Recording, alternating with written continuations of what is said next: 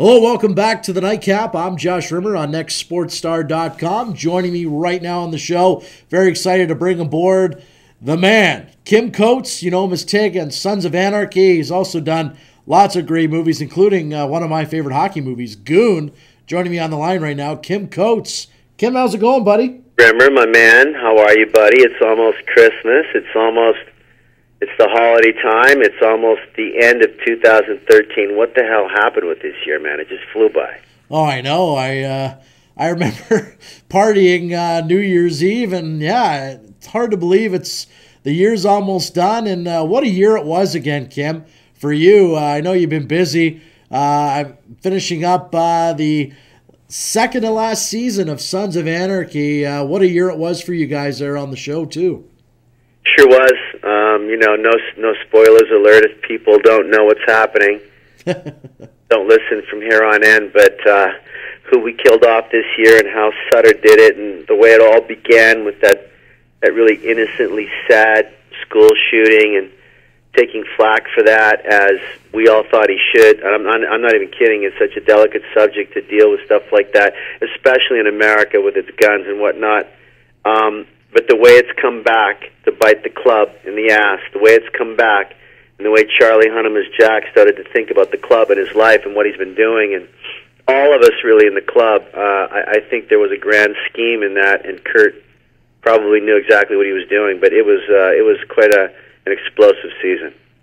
And I know, your buddy Theo and yourself had a viewing party in Vegas for the season finale. And you got to do it with a lucky winner. How did that go? First of all, I'll never call Theo Rossi my buddy. I don't even know who that is. Okay. Yeah, Juicy Pants. We go everywhere together, it seems. It went really well. Vegas wasn't... they're always ready for us, right, Josh? You know this. Oh, yeah. Lucky to...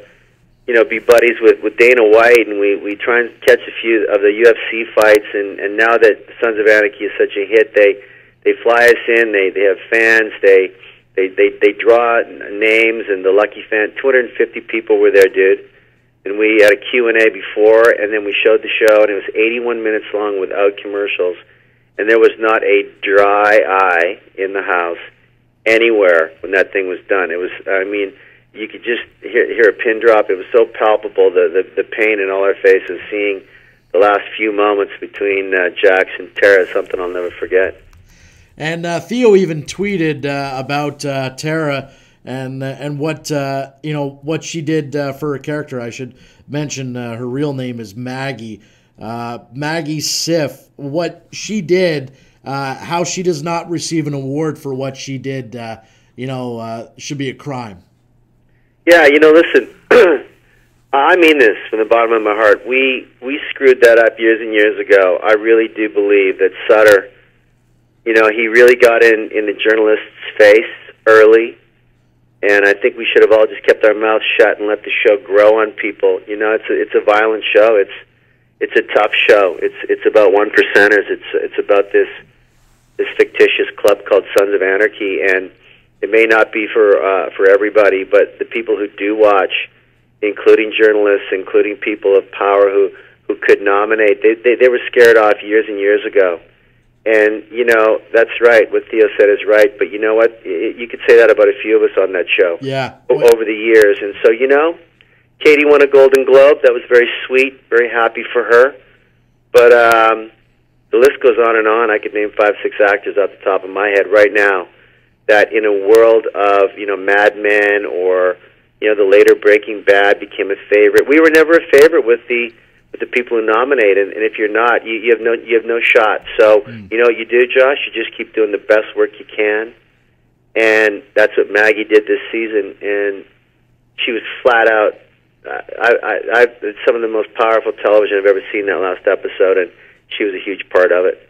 Well, Kim, you mentioned other people on the show as well, should have been up there with the receiving awards, and I can't think of anybody better. And I'm not blowing smoke up you know what, but what you did last year with your role and losing your daughter on the show. I mean, that should have been, you should have gotten an award for that, because what you did in that episode was amazing. Well, thanks, Rim. And again, I mean, I think part of the with Dawn, my daughter, and this year, it was the whole arc, right? I mean, the whole arc was amazing for both of us. And my arc last year, I remember, and they said the same this year. I mean, last year there was a couple of journalists who said at the end of the year, they said, here's the people who are going to get nominated for Emmys, and here's the people who probably should be. And I was on that list, and that was really, really sweet. I mean, obviously we don't act for awards, but when you do get them, or you do get nominated, which I've done countless times in Canada, and I'm very proud of those. It means something, right, by your peers. It means something that people are taking notice. And thanks, man. That was huge for Tig last year, and this year it was more Maggie's year, right? I mean, holy crap! That last scene with her and Charlie at the picnic table, right, Rim? I mean, yeah.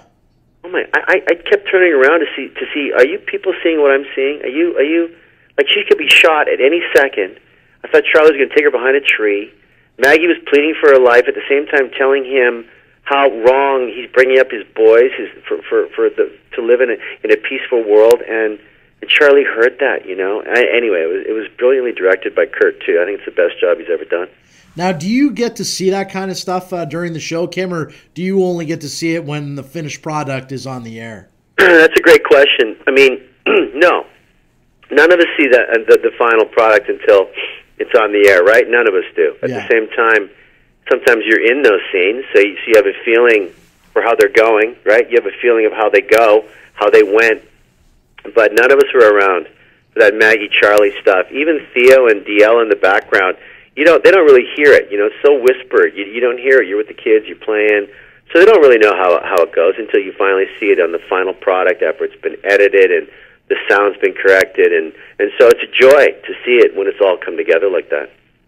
And I mean, Kim, everyone thought that maybe this was going to be Tig's last season. With what happened with name's escaping me right now. With Pope, with Pope, and how Jax was going to deliver you to Pope, and that didn't end up happening. They ended up giving you a reprieve. So the cat's out of the bag. You're going to be back for next season. Yeah, it's funny because, obviously I knew I didn't die this season because Sutter's really good. For people out there, your listeners who don't know this, Sutter's completely insane. There's no doubt. He's certifiably insane. I mean, to be this kind of a storyteller and hold your and go off mark all the time to keep the surprises coming, it's a bit of genius, really. So pretty proud of Kurt for that kind of storytelling. But the great thing that he does do is he also lets everybody know at the beginning of the year if you're going to survive the season. Oh, really? Oh, yeah. So Maggie and Ronnie, they both knew that they weren't going to survive the season. Not necessarily what show or when or how, but that's good for an actor to know that. So I knew that I survived the season, but certainly my fans didn't know.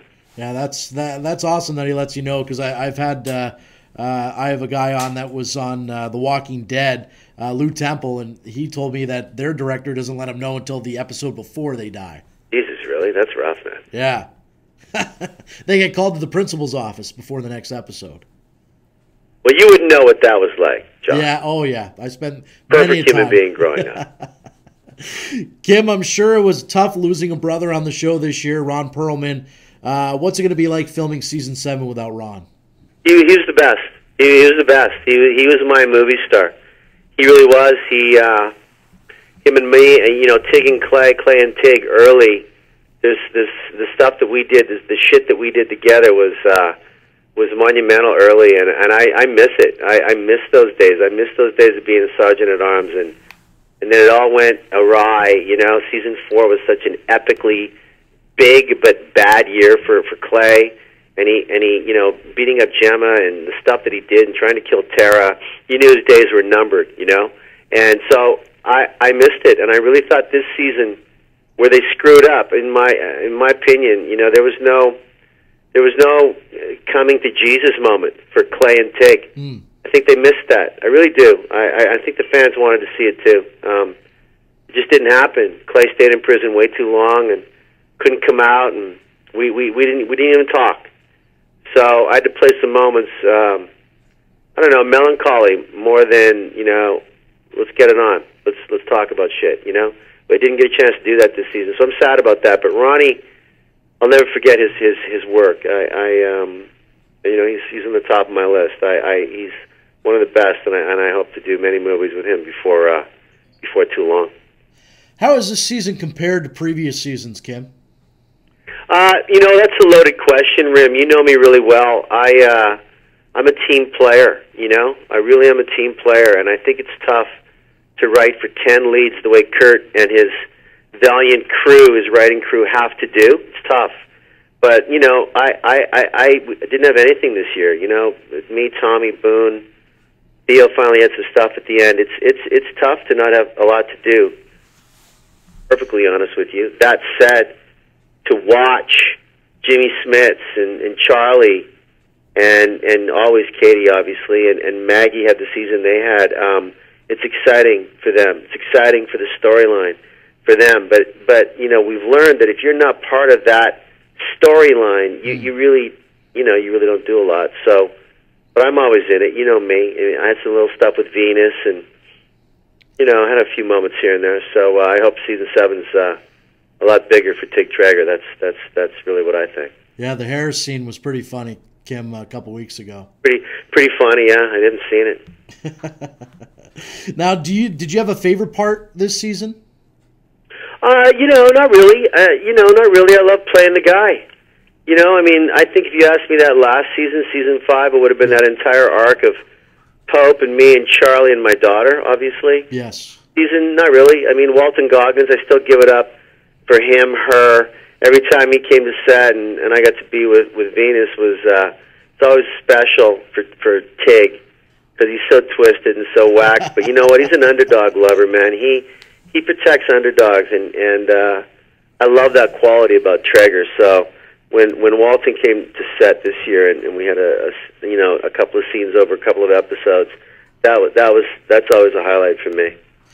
Now, Kim, only one season left. We all know it's going to end very badly. Does Sutter let you guys know at all what's going to happen next year, or are you kind of in the dark until you go for table reads? Not. Now, I think Charlie, and you know, Katie says she does. You know, she sleeps with the guy, right? So yeah, I find that hard to believe. But Katie says she knows nothing in advance. You know. Wow. I guess we'll believe her. Hunnam, you know, we used to all have our little meetings with Kurt before every season. We haven't for the last couple of years, but Charlie might, you know, get a little look into what's kind of happening next season.